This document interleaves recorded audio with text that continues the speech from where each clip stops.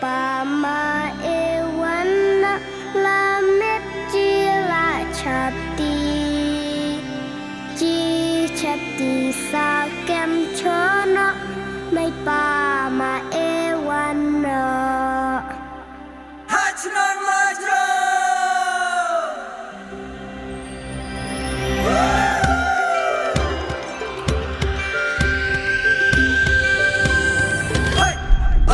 Ken dong dong dong ha nong ken dong dong dong hash nong la dong langi hap sang keleng sao dong ngesip kan hun hash nong la dong kêu shaki lum ngam shaki klau ngin hiar shaki thiki penta ki balas dang jernam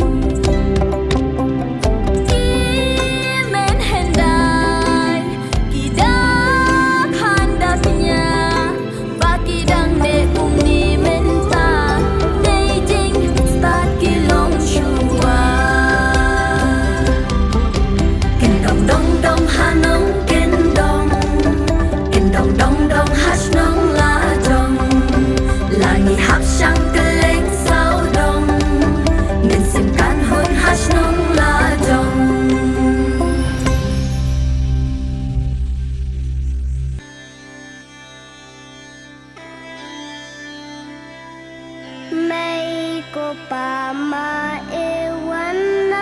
lamit jila chati ji chati sa kem chono mai pama ewana Hachman Majro.